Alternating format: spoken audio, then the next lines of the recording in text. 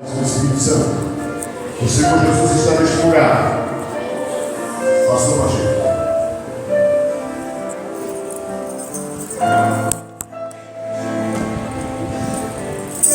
Amém, amados. Boa noite, paz seja convosco. Amém. Deus resolveu me dar um presente hoje através da vida do pastor Marcos. Permitir que eu tivesse trazendo para vocês alguma das coisas que ele tem falado comigo. Então quero primeiro, antes de dizer para você sentar, eu quero pedir para você orar comigo. Talvez alguns de vocês tenham estranhado eu pedir oração, mas a palavra de Deus lá em Hebreus diz que nós devemos sempre orar pelos nossos pastores.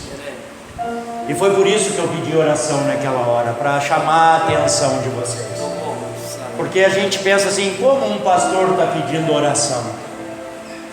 Vou dizer uma coisa para vocês, o pastor e o obreiro da igreja são os que mais precisam de oração. E não só da oração deles, mas como a oração de toda a congregação. Porque o pastor de vocês é um exemplo, ele vive de joelho orando por cada um de vocês.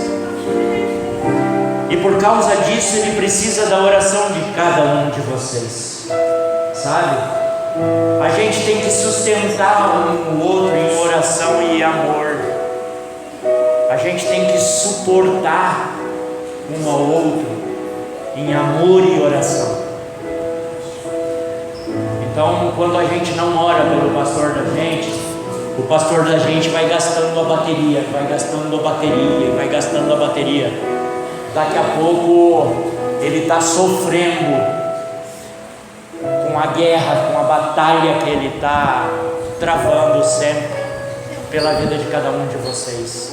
Ele precisa da energia que vem da oração de vocês. Amém? Amém. Pai bendito, Senhor, eu sou pó, eu sou trapo de imundícia, eu não sou nada, mas te aprove, Pai, que eu estivesse aqui falando em Teu nome, Pai, ministrando a Tua palavra. Eu te agradeço, Pai, eu te agradeço.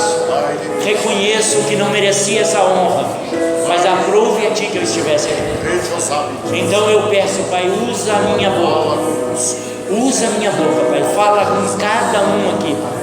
Tu conheces o coração de cada um, Tu sabe porque cada um tem buscado a Tua paz, Tu sabe a necessidade de cada um. Então eu clamo a Ti, fala com cada um, Pai, dá direção a cada um de nós, primeiro a mim, Pai, e depois a cada vida que está aqui, para a glória do Teu nome, no nome de Jesus. Amém? Pode sentar, meu amado, minha amada.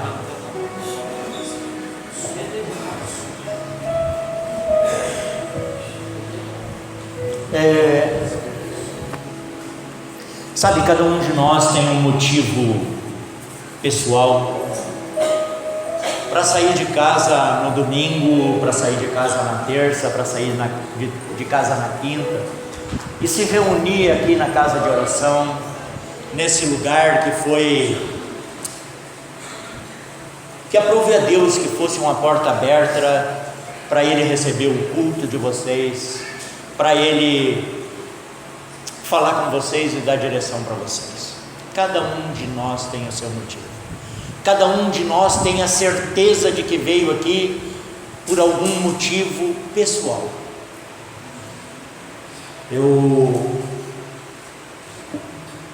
quero desenganar vocês, porque cada um de vocês que consegue chegar aqui em cada reunião onde é ministrada a palavra de Deus, foi Deus que trouxe. Se não fosse o Espírito Santo de Deus tocar a tua vida, tocar o teu coração e a tua mente, tu tinha tanta outra coisa para fazer, tanta coisa boa, olhar o Fantástico, podia estar em casa sentado no sofá tomando um suquinho, tomando um cafezinho, comendo uma pipoquinha, mas o Senhor move o coração da gente e a gente pensa assim: vou me botar bonito e vou lá para adorar a Deus. Mas não é porque a gente veio aqui, a gente pensa assim, eu vou lá porque eu estou precisando de oração, tenho certeza que hoje Deus vai falar comigo, o pastor vai dar uma palavra, vai profetizar, eu vou lá porque eu estou precisando, eu preciso de uma direção, eu preciso de uma solução, a circunstância ao meu redor está complicada, a palavra diz que 1000 cairão do teu lado, 10.000 à tua direita, mas tu não serás atingido. Mas isso não tem sido realidade na minha vida, isso não tem sido realidade, a circunstância está me sufocando. A irmã Rose testemunhou aqui que por motivos alheios à vontade dela, ela teve que ficar 2 meses sem pagar a mensalidade lá do aparelho do menino. E tantas coisas acontecem com a gente. E a gente tem horas que a gente vai lá pro quarto ou andando na rua, a gente pensa e às vezes até fala: Deus, por quê? O que é que eu estou fazendo que não está, que a minha vida não está rolando? Eu dou dízimo, eu dou oferta, eu faço tudo que o pastor pede. A gente pensa que faz tudo, mas às vezes a vida da gente não rola, não anda. E às vezes a gente se questiona: por quê? Eu não merecia isso, eu tenho me esforçado tanto, eu não merecia isso. E aí eu me lembro de uma pregação de um americano que eu escutei, que ele falando aos homens, aos pais de família, ele disse assim: tudo que os nossos filhos querem é ser felizes, mas os nossos filhos não nasceram para ser felizes. E isso, quando a gente escuta a primeira vez, isso pode até machucar o ouvido da gente, mas não é verdade só em relação aos nossos filhos. Os filhos de Deus não nasceram para ser felizes. O pastor falando heresia aí, pastor. O senhor chamou o Pacheco para falar e o Pacheco está falando que eu não nasci para ser feliz. Pois é, olha só, Deus, quando criou a gente, Ele criou a gente para ser livre. Nós tínhamos toda a liberdade que nós quiséssemos. Deus fez nós para andar desfrutando de toda a bonança, e o mais importante, dominando sobre toda a criação. Deus, a palavra diz que nos fez a sua imagem e semelhança, e colocou toda a obra, toda a sua obra, debaixo do nosso domínio. A palavra salmista, lá no Salmo 8, diz que nós fomos feitos um pouco menores que deuses em algumas traduções, um pouco menores que anjos em outras traduções, e que sob o nosso domínio, debaixo dos nossos pés, Ele colocou toda a criação. Mas parece que a nossa vida não flui às vezes. Parece que toda a criação de Deus, toda a obra de Deus conspira contra a gente. E aí a gente questiona Deus: eu não mereço. Eu tenho uma notícia para dar para ti: você nunca vai ter nada por merecimento. E isso são palavras de uma menina de 26 aninhos, pastor, acometida por um câncer em fase terminal. Ela é dizimista, membro do grupo de jovens da igreja. De repente descobriu que estava com um câncer no intestino. Fizeram os procedimentos, ela passou pelo tratamento, E quando ela e o médico que estava tratando dela pensaram, bom, agora nós podemos tirar aquela bolsinha de coleta que ela tinha posto. Foram fazer os exames e ela estava com metástase. O câncer que eles tinham operado, que eles tinham tratado, tinha sido curado. Mas as células cancerígenas, pastor, conseguiram entrar para dentro do sangue dela e ela estava com 5 nódulos nos pulmões, 3 num pulmão, 2 no outro. Tinha 3 nódulos no fígado. E aí eles começaram um tratamento desesperado para tentar regredir a situação dela. E ela foi fazer um exame e, ao invés de ter regredido, tinha aumentado. Ela tinha alguns nódulos no intestino de novo. Mas depois que ela descobriu o câncer, ela descobriu Deus também.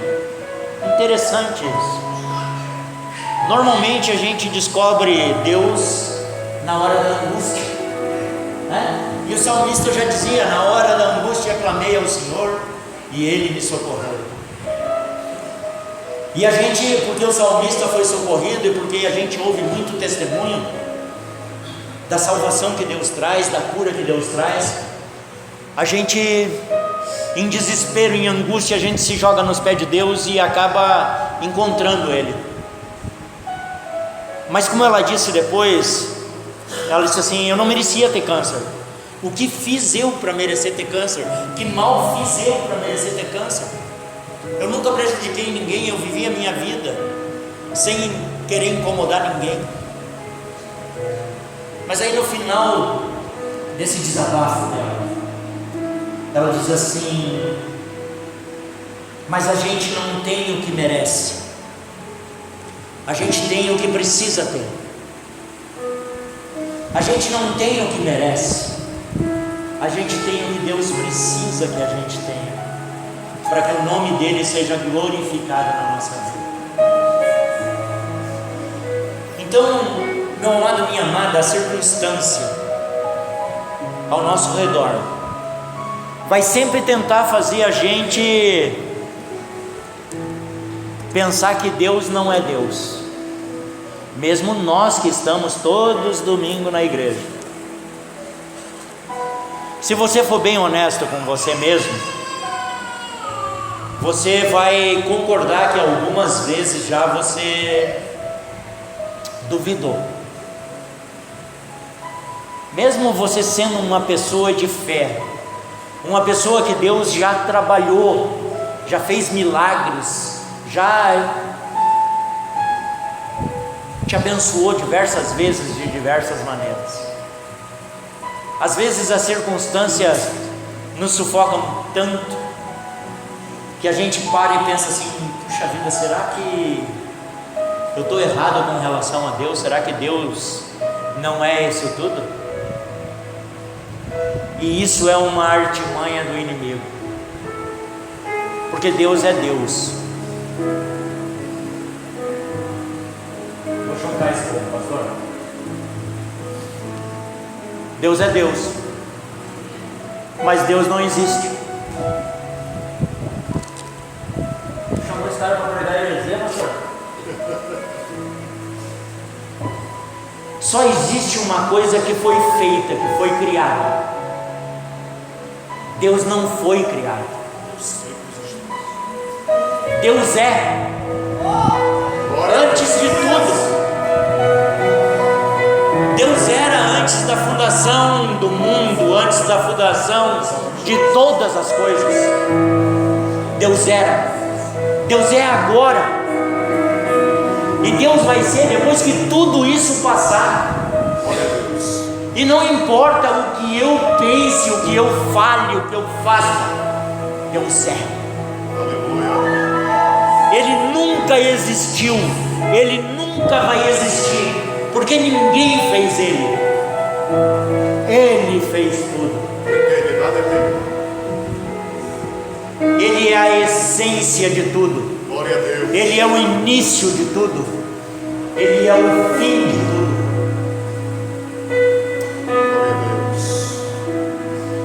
É Essa semana ainda eu estava escrevendo e escrevi assim: eu estou com saudade de casa, porque a minha casa não é aqui, a minha origem não é aqui. A palavra de Deus me garante que muito antes de tudo isso, eu já existia em Deus.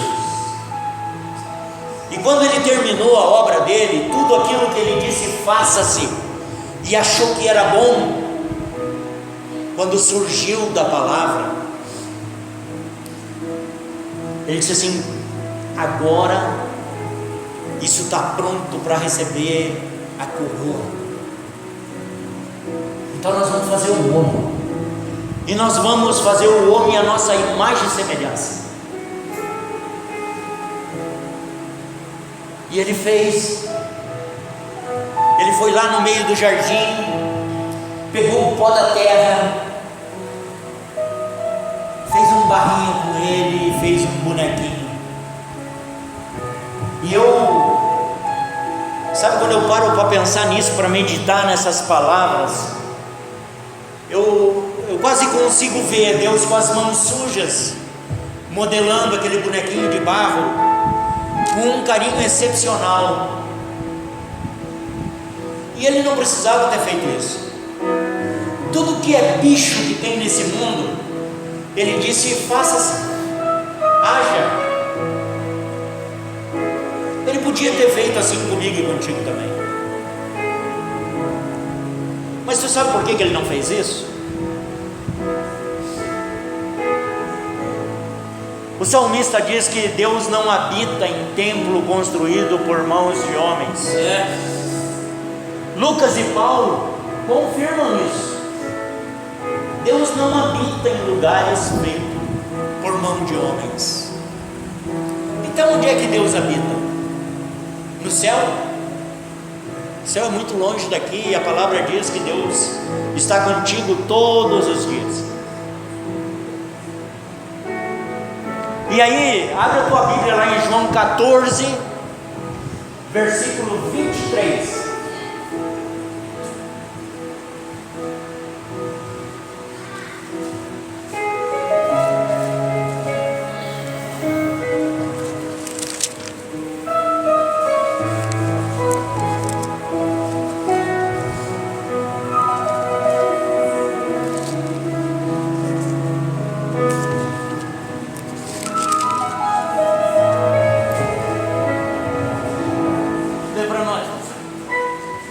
Jesus respondeu e disse: se alguém me ama, guardará a minha palavra, e meu Pai o amará, e veremos para ele e faremos nele morada. Louvado seja Deus. Glória a Deus.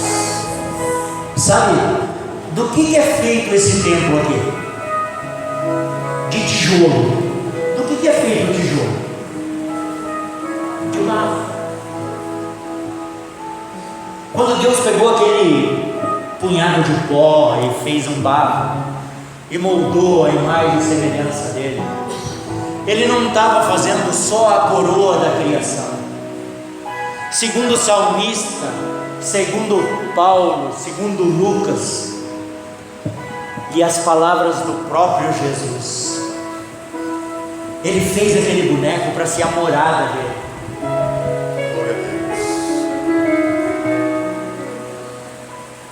E eu estou triste por isso.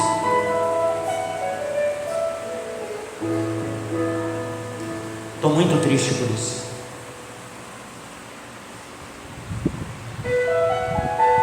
Porque ao invés de eu guardar a palavra e me tornar a casa favorita de Deus, eu tenho enchido a casa dele de entulho, de tudo aquilo que é abominável a ele. Eu tenho deixado de guardar a palavra e cumprir a palavra, e por minha culpa Deus está sendo quieto. Jesus não tem aonde morar, porque eu sou um pecador abominável, porque eu sou. pecador compulsivo. Eu não consigo amar o meu irmão. Como é que eu posso dizer que eu amo a Deus se eu não consigo amar as pessoas ao meu redor?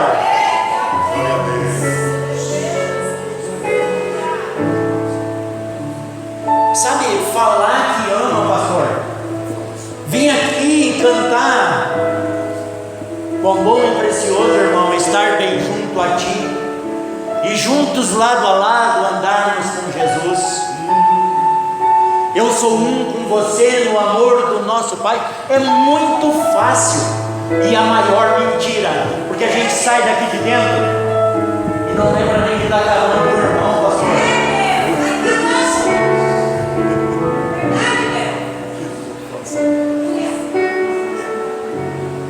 Sabe, e além de mentir pro irmão, o que é pior é que a gente mente para Deus também. Nós temos a disfarçatez, a cara de pau de vir para o culto no domingo e cantar. Não importam as circunstâncias,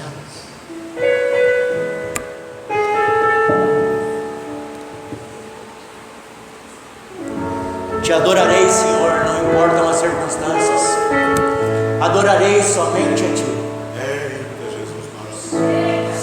E aí na segunda-feira de manhã a gente chega no trabalho e encontra com aquele chefe que só a graxa de Deus, um homem abençoado que devia ter amanhecido no inferno porque só incomoda, e aí a gente explode com ele. Aí a gente se incomoda o dia inteiro no serviço, chega em casa e o coitado do nosso filhinho que não sabe de nada, a gente chama de moleque danado.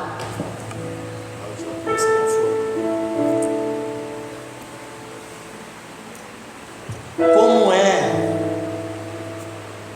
que Deus e Jesus vão ter um quartinho para morar? Se o quartinho que eles fizeram com tanto amor está cheio de entulho, cheio de caco, cheio de sujeira.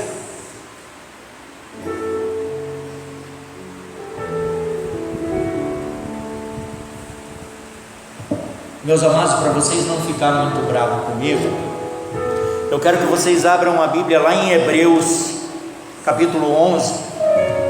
Deixa eu botar o assistente aqui para ver se é o 11 mesmo ou se é o 12.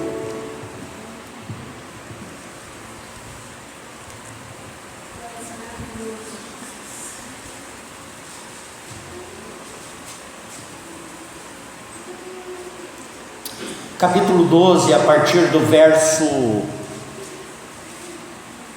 3. Essa eu vou ler bem devagarinho para a gente ir mastigando ela e tentar engolir, porque vai atravessar na goela.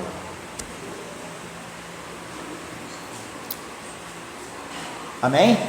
Amém. 12, a partir do verso 3, Hebreus. Considerai, pois, aquele que suportou tais contradições dos pecadores contra si mesmo, para que não enfraqueçais, desfalecendo em vossos ânimos. Ainda não resististes até ao sangue, combatendo contra o pecado, e já vos esquecestes da exortação que argumenta convosco como filhos. Filho meu, não desprezes a correção do Senhor, nem desmaieis quando por eles fores repreendidos, porque o Senhor corrige o que ama e açoita a qualquer que recebe por filho. Se suportais a correção, Deus vos trata como filhos. Porque que filho há que o pai não corrija? Mas se estáis sem disciplina, da qual todos são feitos participantes, sois então bastardos e não filhos. Eu não sei porquê, pastor, mas Deus tem feito essas coisas comigo.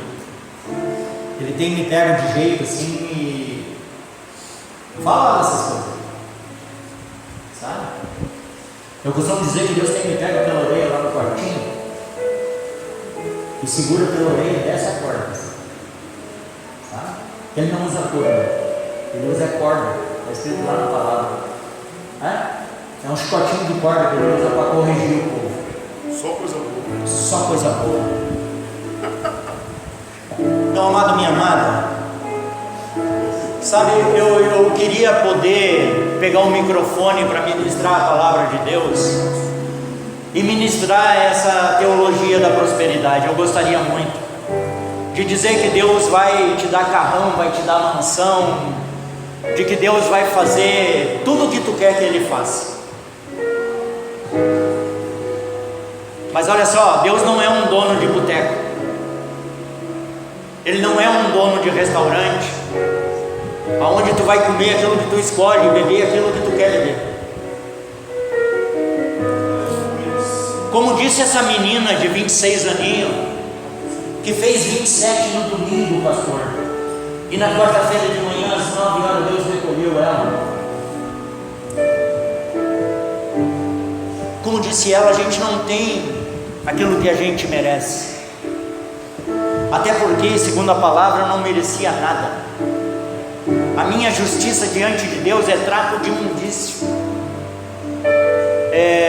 Tem muita criança aqui? Não. Então assim, para explicar mais ou menos para vocês o que é um trapo de imundícia, é um absorvente usado. Isso é um trapo de imundícia. Então a nossa justiça diante de Deus é como um absorvente usado. Só serve para ir para o lixo e queimar, para mais nada. Não tem como reciclar um absorvente. E assim é a nossa justiça diante de Deus. E se Deus tem falado assim, não é só comigo, pastor, é com algumas pessoas. Deus tem levantado nesse tempo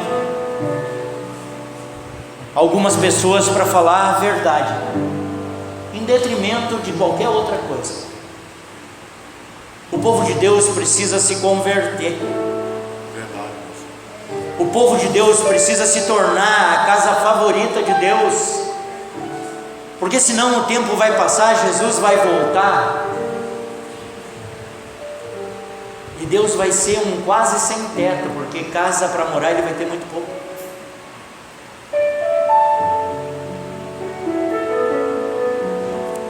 Paulo exortou Timóteo em 2 Timóteo capítulo 4, versículos 3 e 4, que ia chegará um dia em que os homens não suportariam a sã doutrina, e então buscariam para si doutores ou mestres, segundo as suas próprias paixões, como tendo comichões nos ouvidos para escutar aquilo que quisesse, aquilo que quer ouvir. E é por isso que prolifera tanto esses lugares aonde é pregado esse evangelho de que tudo está bem, que o homem é o herdeiro de Deus e por isso vai desfrutar de tudo que Deus tem, porque Deus é o dono do ouro e da prata. Veja bem, isso não é de todo mentira,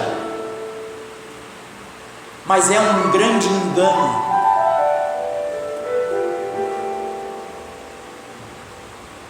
É um grande engano.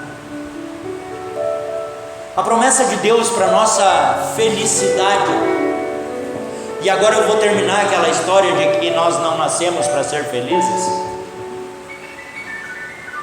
A nossa felicidade não é para ser nesse mundo. A palavra diz que a gente deve se considerar feliz quando a gente for perseguido, caluniado, humilhado. Aí é para a gente estar feliz, porque aí nós vamos estar aonde Deus quer que nós estejamos, no centro da vontade dEle.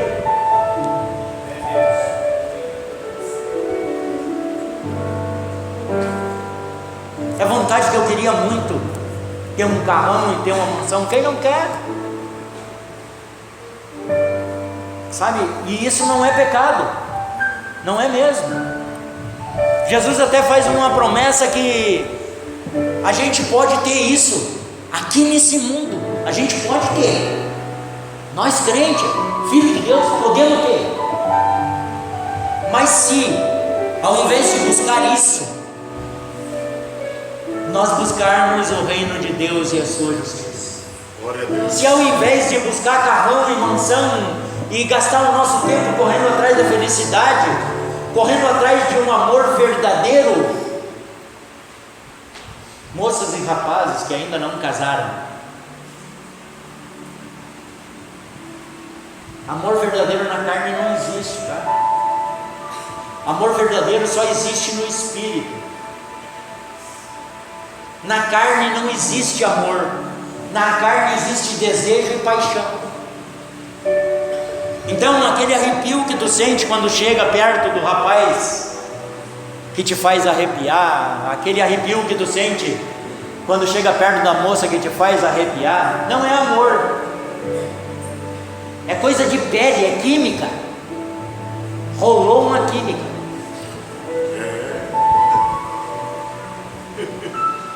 E isso acaba. E sabe quando é que acaba? Na primeira contrariedade. Porque esse amor, essa paixão que vem da carne,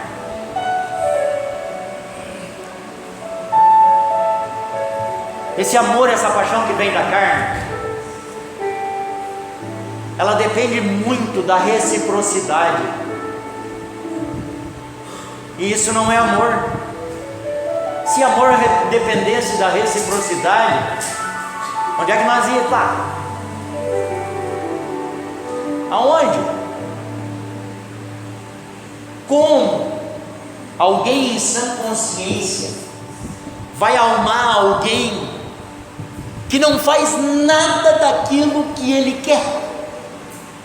Qual é a moça que vai amar um carinha que até bonitinho é, mas só quer estar com os amigos jogando bola, no boteco jogando sinuca, ou na esquina fumando umzinho? Qual é a moça que vai amar uma pessoa assim?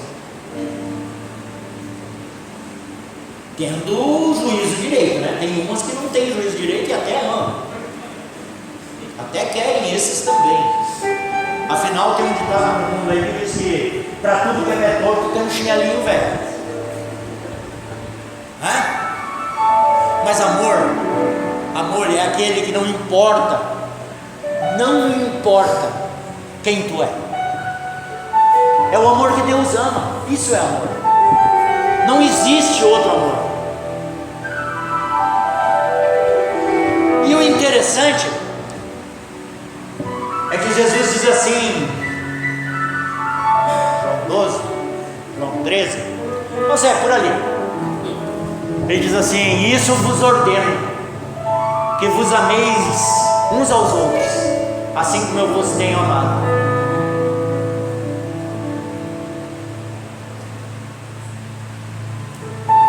Quem é aqui que já ouviu falar de cordão de 3 dobras?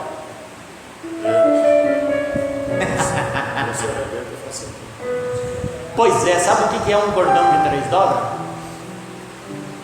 É quando o amor que está entre duas pessoas, não importa se é um casal casado, se é um casal solteiro, ou se é um par de amigos ou um par de amigas. Amor verdadeiro, amor sem malícia. É quando a terceira dobra está no meio desse amor. Quando a terceira dobra é a liga desse amor. Sabe quem é a terceira dobra? Deus. Glória a Deus.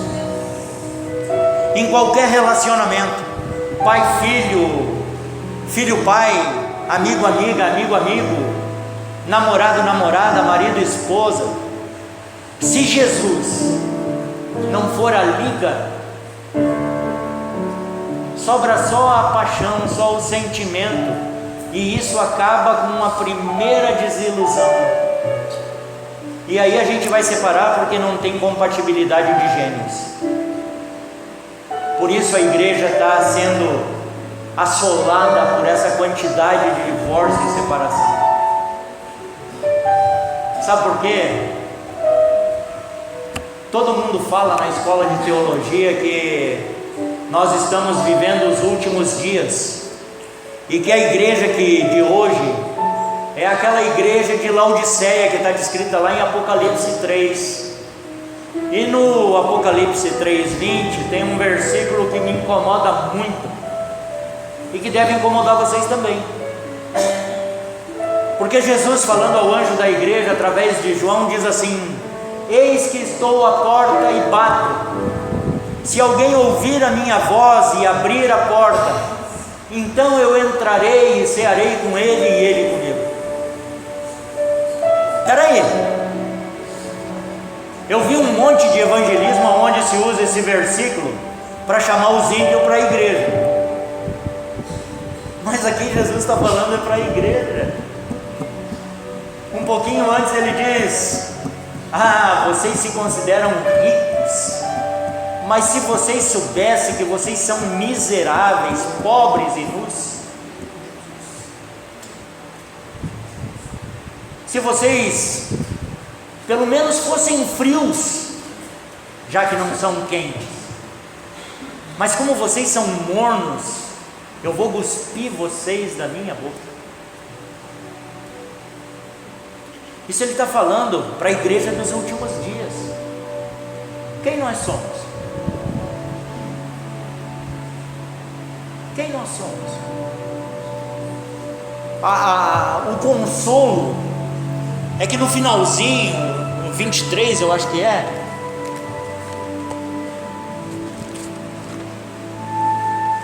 ele diz que a quem vencer essa batalha, a quem abrir a porta para que ele possa cear,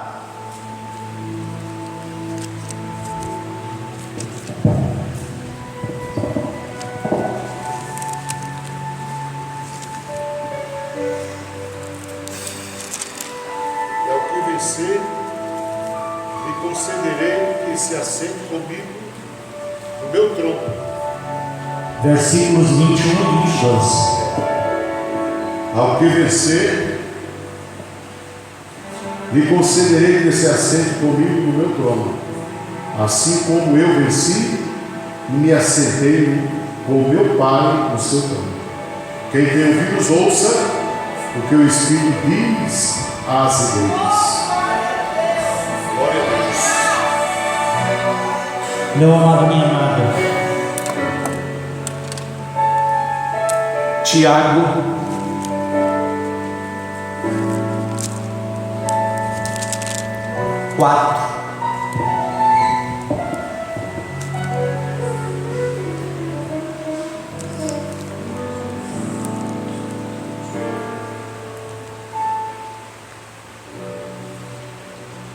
eu preciso ler alguns versículos aqui, porque Tiago fala demais aos nossos corações, e ele usa palavras bem suaves, bem doces. Versículo 4 do capítulo 4, ele começa assim: adúlteros e adúlteras. Olha que palavras suaves. Não sabeis vós que a amizade com o mundo é a inimizade com Deus?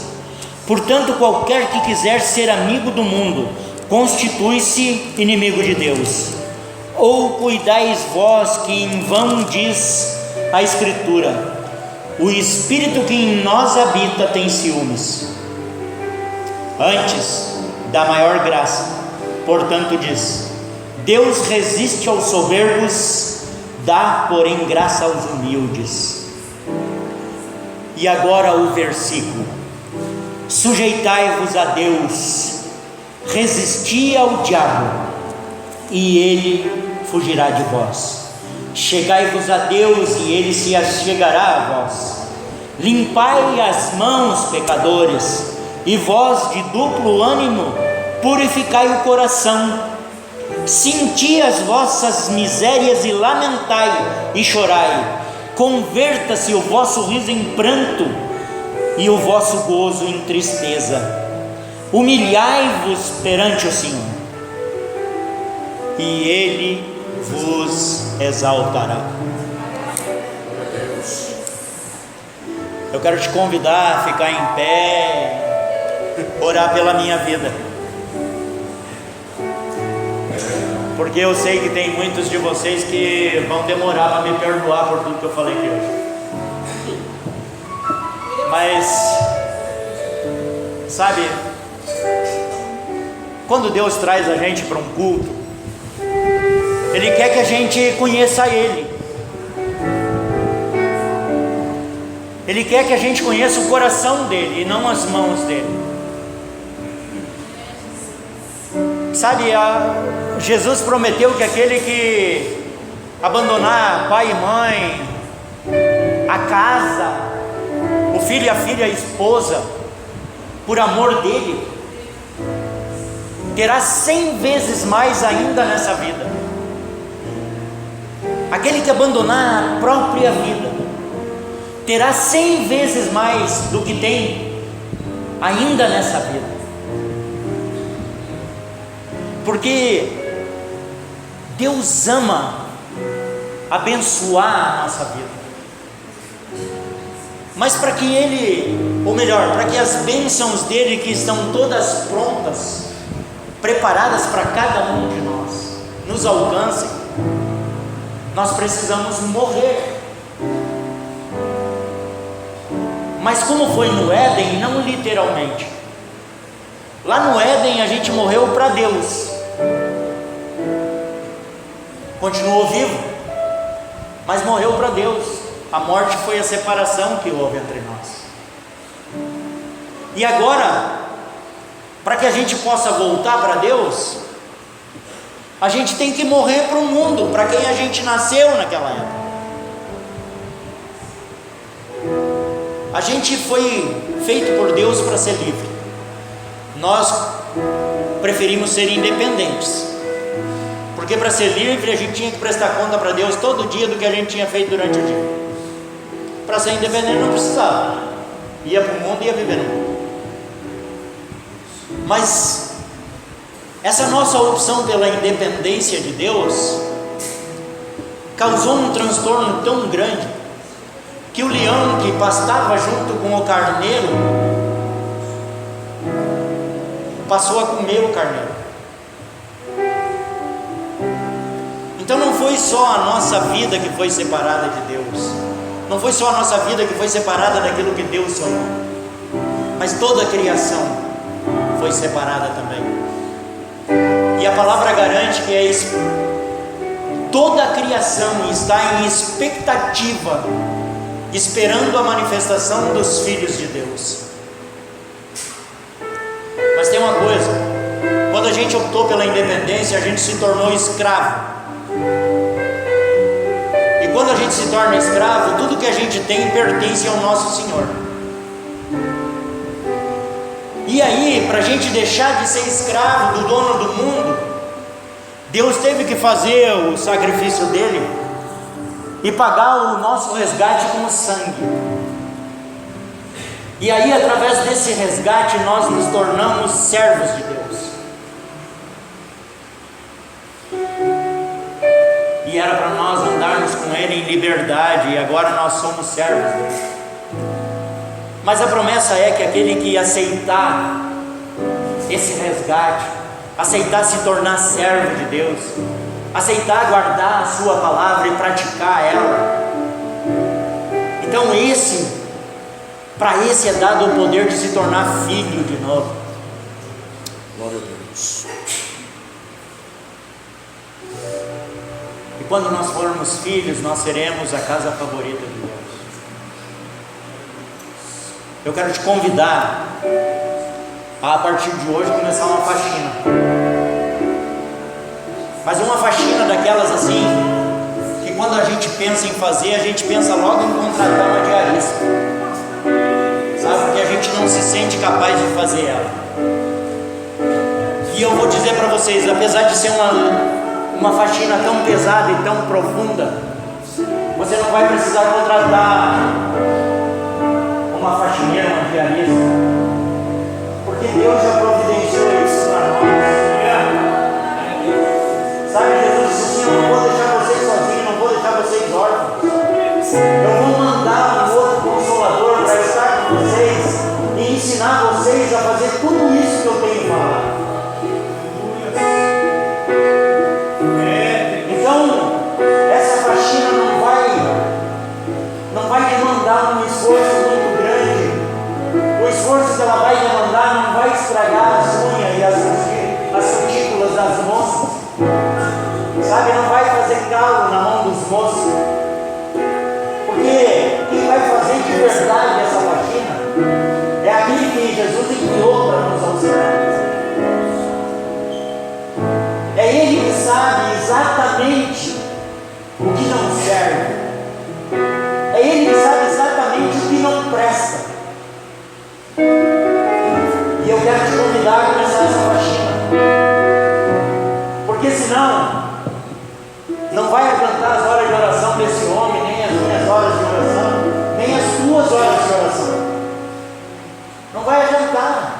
Toda a oração do mundo não é suficiente para salvar uma vida, se ela não conhecer verdadeiramente Deus e não estiver preparada para ser a habitação de Deus.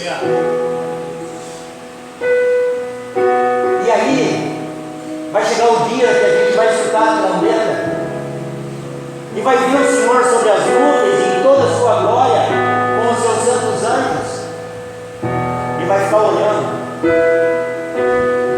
Não vai ser chamado para as bodas.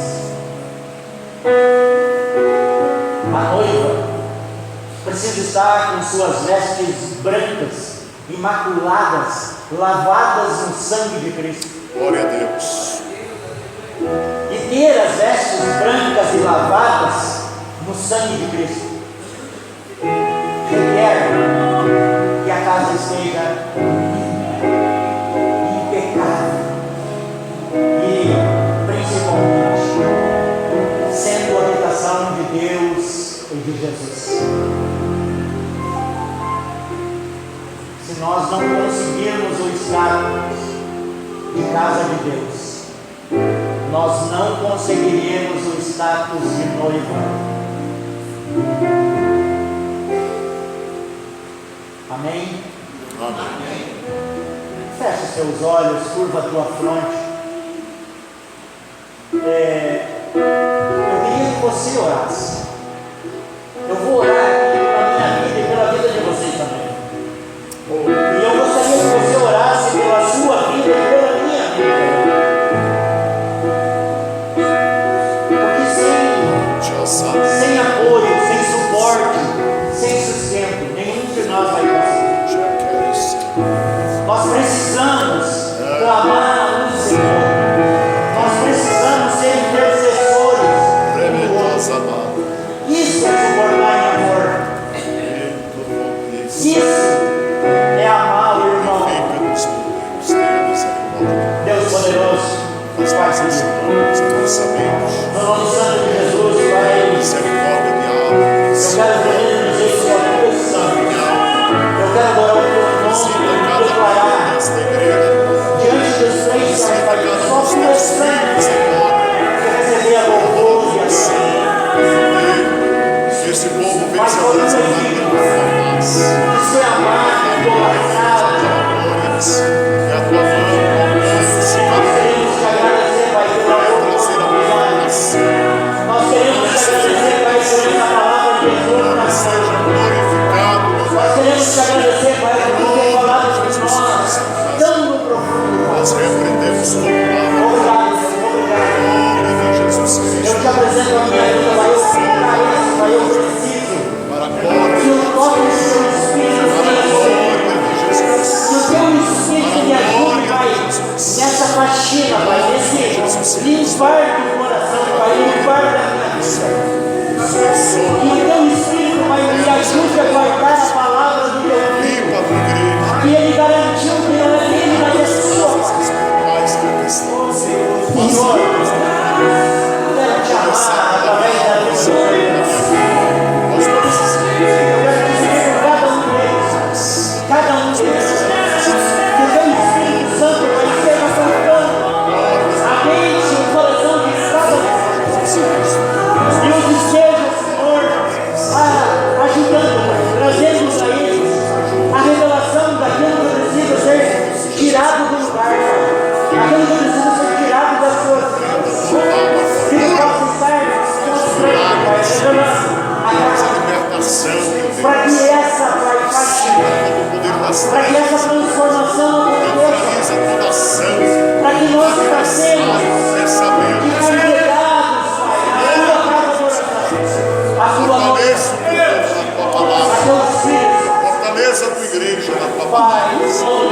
Teu nome seja engrandecido. o homem por si só nada pode. O homem por si só é o Glória, Senhor. o homem por si só, Pai. Glória. Observa só, persegue todos os casos errados, mas não as maravilhas que faz. E nos sustenta. Por isso nós precisamos do toque do teu Espírito. Por isso nós precisamos do teu socorro. Por isso nós precisamos do teu socorro. Em nome de Jesus Cristo. Salva-nos, ó Deus. Salva-nos de nós mesmos. Para a glória do teu nome, Senhor. Faz o teu nome Obrigado, glorificado, Pai. Espírito Santo. Faz o teu nome Toma, glorificado. Deus querido, à frente. E que nós possamos, Pai, Para a glória ser, Senhor, exemplos para imitação. Assim como Paulo disse, sejais imitadores de mim, sejais meus imitadores, como eu sou de Cristo. Que nós possamos, Pai, repetir essa frase. Sejam meus imitadores, assim como eu sou de Cristo. Em o nome de Jesus. Em o nome de Jesus. Amém. Amém.